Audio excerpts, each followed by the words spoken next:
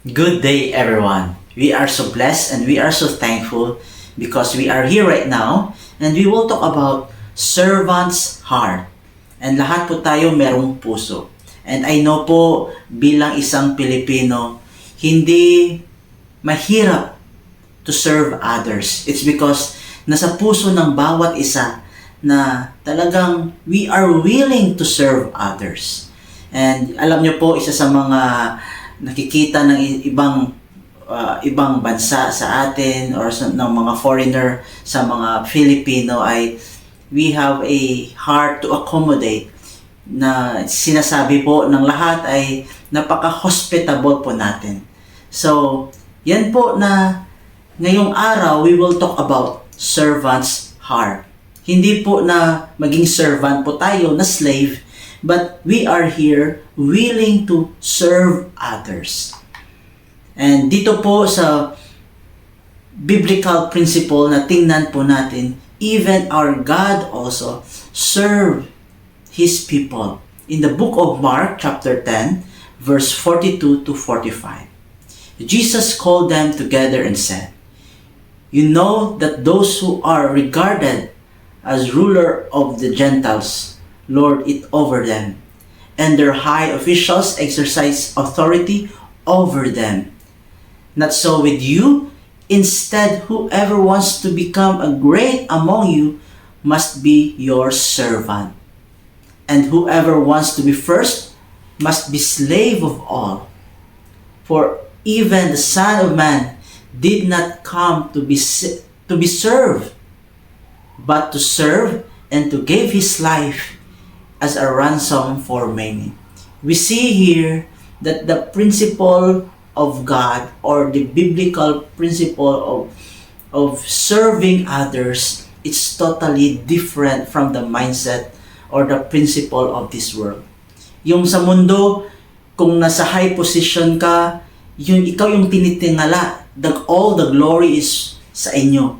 But you know, sa biblical principle or sa Panginoon, kung sino po yung humble, who walk in humility, yan po yung inaangat ng Panginoon. So talagang totally different. So ngayon po, I hope na we will embrace kung ano po yung biblical principle. It's because ito po yung makakatulong po sa bawat isa. Especially, ma'am and sir, kayo po ay nasa service, you serve our community, you want to gain the trust of our people. So, let's serve from the community, from the people who needs to be served. So ngayon po, ang tanong, how do we develop a servant's heart?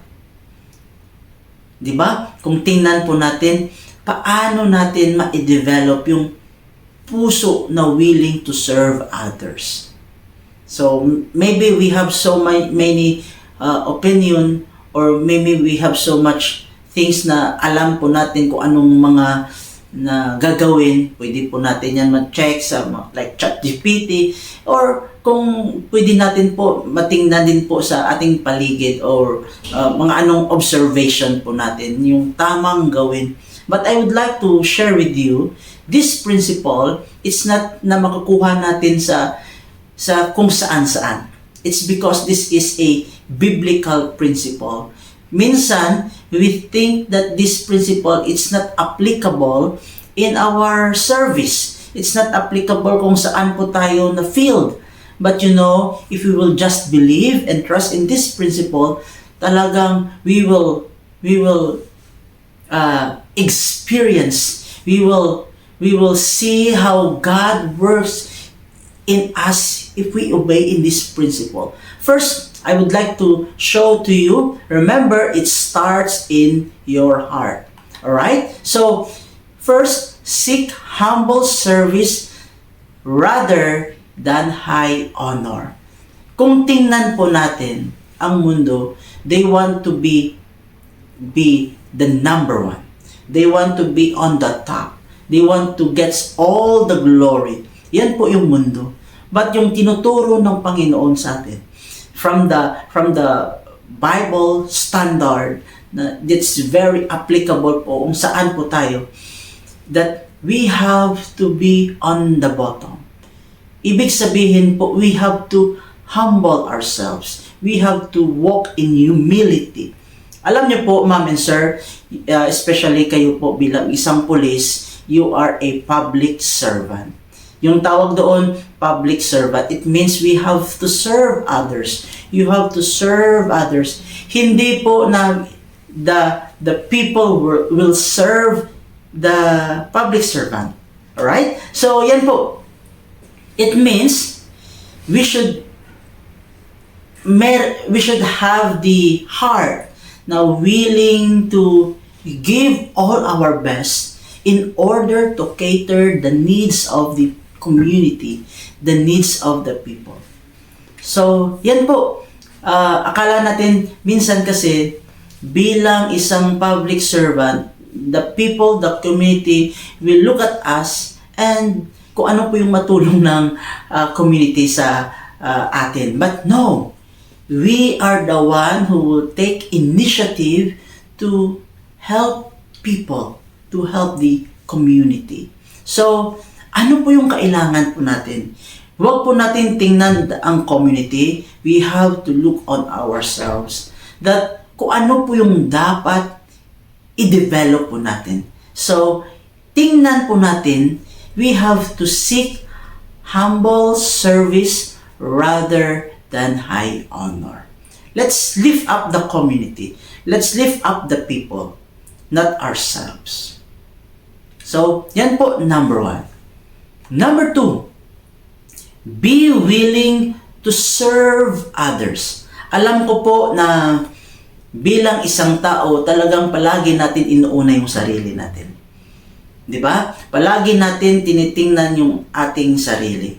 Kung safe ba tayo, or mabubusog ba tayo, hindi ba tayo dyan magugutom, we are protected ba or hindi, may ma-provide ba ang kailangan natin or hindi.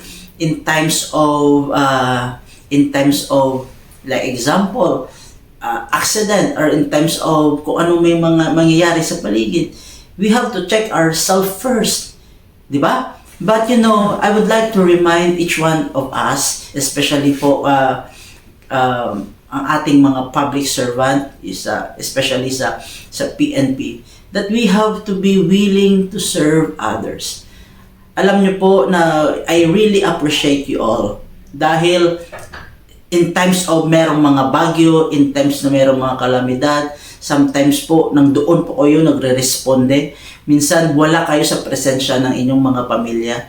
That's commitment, that's servant heart ay talagang nandyan na po sa inyo. And I hope na that will not just be compliant.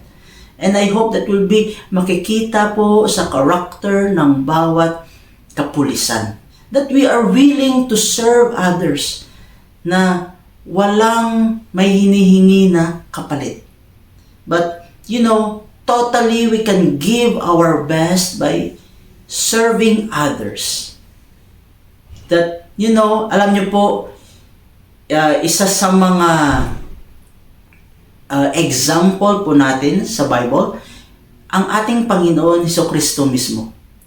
Kasi po pinakita niya how He show or He display to serve others. Alam niyo po ang kanyang mga estudyante or yung sinasabi natin na kanyang mga disciples. He washed the feet of His disciples. Talagang doon pinakita ng Diyos na He humble Himself. Remember, He is the teacher, He is the master, and most of all, He is God. But He go down even to wash the feet of His disciples. And alam niyo po, ma'am and sir, hindi lang po doon na nagtatapos na pinakita ng Diyos kung anong ibig sabihin to serve others, and then also binigyan niya po ng robe yung bawat disciples. Ibig sabihin, He lift up the moral, the life of His disciples. And as we continue, this is the last. sacrifice self-interest. Again, I just want to go back sa ating mga sarili. Totoo, we have our own self-interest. Palagi meron po tayong agenda. Meron palagi tayong plano. May sariling plano. We have our own will. But alam niyo po, how we can serve others, it start in sacrificing our own self. Our own self-interest. Alam mo po na hindi ito madali. This is not easy. This is very difficult to surrender our own selves. Diba? Kasi sarili po natin yun. And tayo po, we are moving forward, pushing ourselves for our own career, to lift up our own selves, our own family. But remember, mom and sir, sacrifice self-interest. Ano pong ibig sabihin po dun? We have na uunahin po natin yung iba. Yes, it's not easy. Talagang napakahirap. Kasi dito natin makikita na, oo pala, na bilang isang public servant, hindi po yung ang ating our own glory, our own sarili yung ating uunahin. And alam niyo po yung principle ng delikadesa. Marami po sa mga ngayon po sinasabi na ito walang delikadesa. It's always remember, mom and sir, as we face our people, as we face the community, let us always bring the principle of delicadeza. Ano pong ibig sabihin? Na that we have the face of, na we are credible, we are, tao na may integrity. So, alam nyo, ma'am and sir, that's the only thing that we can bring to the community na walang bayad. So, let us, remember all these things. And alam niyo po, bilang isang tao, or bilang isang tatay, bilang isang leader, bilang isang pulis, bilang isang leader sa community, we need to have a servant's heart. Alam niyo po, ngayong panahon, bilang isang leader, kailangan po natin yung isang leader na, sinasabi natin na servant leader. And I would like to share with you, and I will close this one to you. Among you, it will be different. Ibig sabihin po doon, you must be stand up to be, to show difference. Be a different person. Ano po yung ibig sabihin po doon? That you as a leader, you must a righteous leader. Na makikita ng tao, makikita ng pamilya mo, ng mga anak mo, na kayo ay talagang ibang-iba sa iba. Na which is, na parang hindi acceptable ang kanilang mga buhay. But be a righteous leaders. Tingnan po natin, this is the principle na gusto kong i-embrace po natin.